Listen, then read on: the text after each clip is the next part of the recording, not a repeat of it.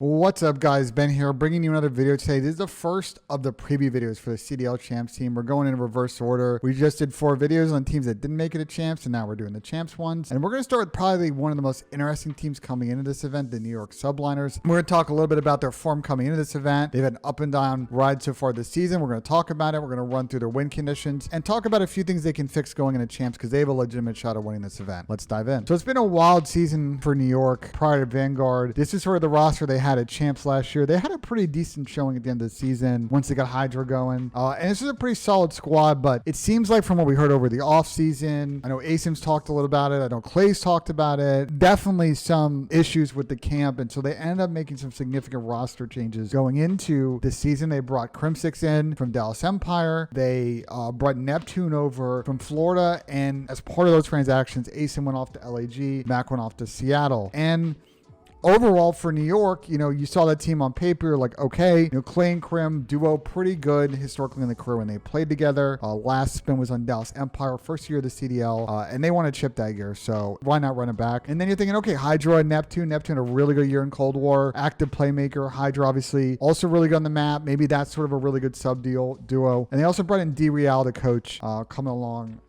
with the squad. So a lot of momentum, and they played pretty good at the first event of the season at Kickoff Classic. Showed some potential, but from there they really struggle with this team. I think if we take a look at overall Vanguard stats here, if we take a look at sort of these overall stats here on Vanguard, I think sort of the big thing for me, when we take a look at this New York team and the ways, that they struggled, especially in Major 1 and Major 2, is it just not a great year from Clay off the bat. I think they really struggled sort of the pacing, the chemistry on this team. Going into Major 1, they got last. They ended up making a change for top 12. They started doing kind of this thing where they brought royalty in. That didn't really work. They ended up finding Paul X. So Paul at that point had a stint on London on a 14-day, and they didn't renew his 14-day, so he ended up coming over to New York and was playing pretty well at the time. But again, they're still struggling. They're still getting smoked, especially outside of hard points. They end up getting last in Major 2. At this point, they're like super behind the ball in terms of points. And then this is where their season really starts to turn around for me. I think the big key thing along that line really was bringing in Kismet. It kind of rounded out sort of the pacing and the structure of this team, right? At that point, royalty's gone, Clay's gone. You're basically all in on the squad of 4, and they pull up to Columbus at the Pro-Am middle of the season. They play very well, making it to finals, win the event kind of out of nowhere, really frying in respawns, which is something we weren't seeing from them in previous majors. They were still a little bit behind the 8 ball, points-wise at this point, about 50 to 80 points, sort of in that drop zone area. They have an okay Major 3 cycle, get last at that event. Again, guys, at this point in the season, they've won 0 matches on land outside of Pro-Am, which is wild. And then Major 4 happens, and let's talk a little bit about that. The New York pull up Major 4, they need to win every match at this point and basically get top 2 or top 3 of the event, because a lot of other teams were in similar boats to them and really playing well at the time. New York end up pull up and they go 4-1. They actually lose their last match of the major qualifiers, but they had kind of done the business at that point. They got themselves a top seed for the event. They didn't really gain any significant ground on a lot of these other teams, but they were in the mix. It was a clear path. Look, at this point, they were a good team. If they can go to Major 4 at New York, at their home event, really get to finals, they were pretty much set for champs. So New York go to Major 4. They start off with a good match against Minnesota, Game 5 banger. They take care of business against Florida. At that point, you're kind of at midday Saturday. A bunch of the teams are sort of on the drop zone, like LAG, like Minnesota, were basically out at this point. So the scenarios are pretty clear that if they beaten that match against Florida, they were like 10 points away from qualifying. They pull up Sunday morning, first match. I'm sitting there like, these guys are going to lose to Thieves, and they're going to have to beat like FaZe or Optic to make it a champ. So they take care of business. They end up getting 2 grand finals. From there, they end up losing a tough one against Thieves at that point. But, for New York, the job was done. They had qualified. They had made the champs. They did the impossible. This team had really come together, and we're in a good spot. So shout out IOU Turtle for the team sort of stat sheet I used for this piece. Let's take a look at sort of New York's map records and Major 4. As you see, they were dominant in a hard point. 14-4, a couple of losses. Those were sort of many to sort of the Thieves kind of side of things. They were okay at SND, good, but, their overall SND record's kind of iffy, and we'll talk about that in a sec. And Control, they were not amazing at, but they played a lot of Berlin. That's a pretty up and down map, so numbers were not overall too bad. I think it's also important to kind of talk a little bit about their overall season form and kind of take a look at their map pool and see sort of where they're at right now. Hardpoint, they're a super deep team, right? They'll square up on any of these maps. Berlin, Bocage, Gavitu. Their Tuscan record's not amazing, but that's okay. They play all 4 maps. SND's a little bit more tricky. They have been phenomenal at Desert Siege. Like, if we take take a look at their stage 4 record on Desert Siege, they were 5-1. So they were one of the most informed teams on that map, outside of, say, like London, who were probably the other team that's sort of top on that map. But the worry for me on the SND front, they're like kind of okay at Bocage, and they're kind of okay at Tuscan. So the SND map pool's not super deep. I think the Bocage thing for me is probably the more important of the maps. I see a lot of teams are going to look at this, see their form in Major 4 and be like, okay, when we play these guys at champs, we're going to get rid of Siege. And then it's on sort of the New York front of, okay, like if you want to play Berlin, great, but are we playing Bocage or Tuscan? So New York's going to have to kind of,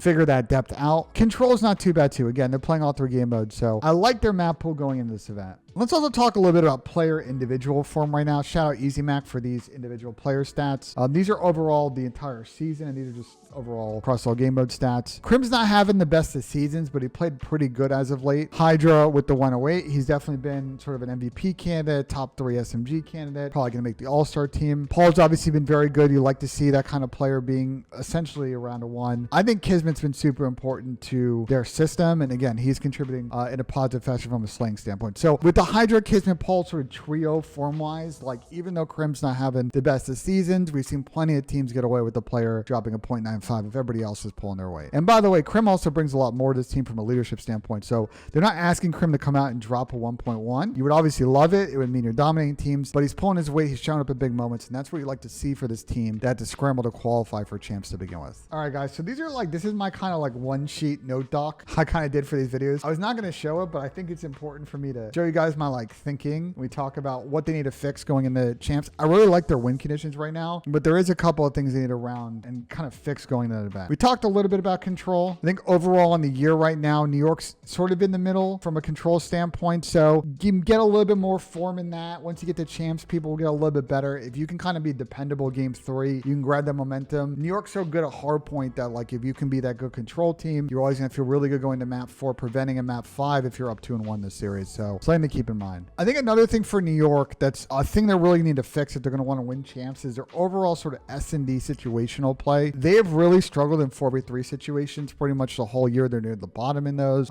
As you saw with Thieves, like if you can figure out your situational play and you're really good at first bloods in New York, look, they're getting first blood percentage around 50, which is pretty good. It puts them in the middle of all the teams, but they're not really converting those into wins. 67% is very low amongst all the teams qualifying for champs.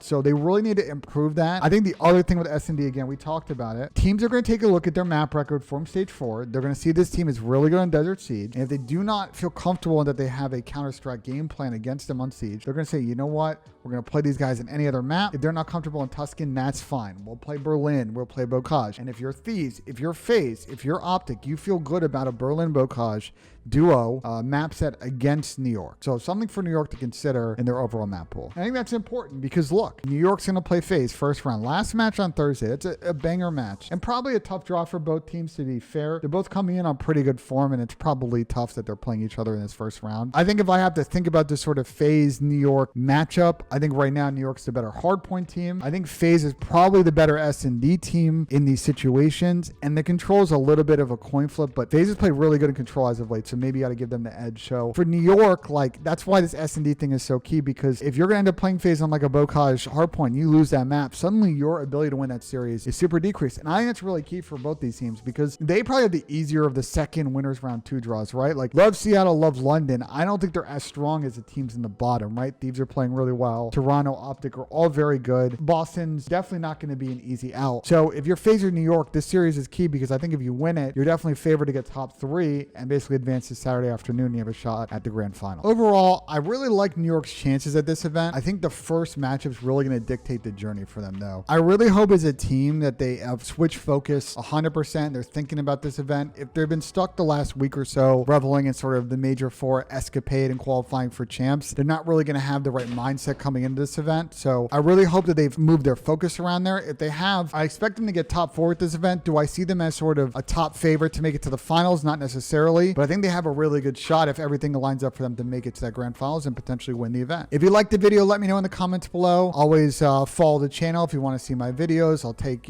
any subscribers. I really appreciate all the support, guys. We'll be doing these champs videos all throughout this week, so be tuned to those as we move on to the next team, and we'll see you guys there. Thank you so much.